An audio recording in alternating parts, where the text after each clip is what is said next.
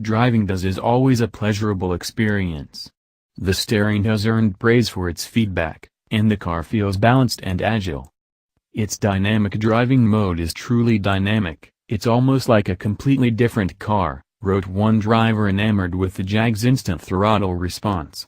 The car puts down the power well, with an all-wheel drive system that is calibrated to do more than just deploy the extra set of driven wheels as a safety measure once traction starts to go away.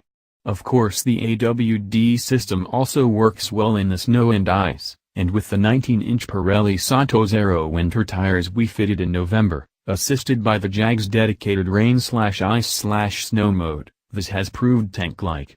Most of the staff is into the look of the black Venom wheels against the British racing green body color, and the understated design is appealing, especially when this is parked next to a more extroverted machine, such as a new Lexus. The buggy infotainment system plagued the car for months before we were able to get the unit replaced and the software upgraded under warranty.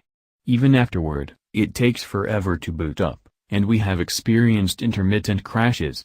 We mentioned that it's winter here, but did we explain that the seat heater controls are accessible only through the center touchscreen? The rest of the dash also leaves us cold, figuratively, as there's too much plastic for a luxury car interior. And then there are the sounds, all manner of whirring racket coming from under the hood, like an industrial meat slicer that has gone out of balance. Reverend the supercharged V6 to 6,800 revolutions per minute and you'll be happy the fuel cuts off, rescuing your ears from the vibrational noise. The aforementioned noise issue led us to visit the dealership 3 times. The first time we were told it was a bad idler pulley, but we had to come back to have a new one installed. At least we got some other recall work done during the 4 days it was at service, including replacing a hose to the fuel vapor canister and updating the software for the powertrain control module.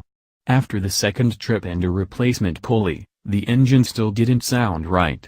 Another trip to the service bay found bad fuel pumps that took nearly 2 weeks to replace, and then when we picked up the car it sounded the same.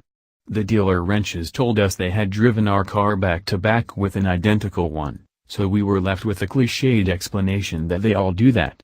Meanwhile, our infotainment system repair was backburnered. It finally got addressed in a separate visit to a different dealer, which took 3 days to complete because the techs were unable to update the software. They eventually replaced the entire infotainment unit before returning the car fixed.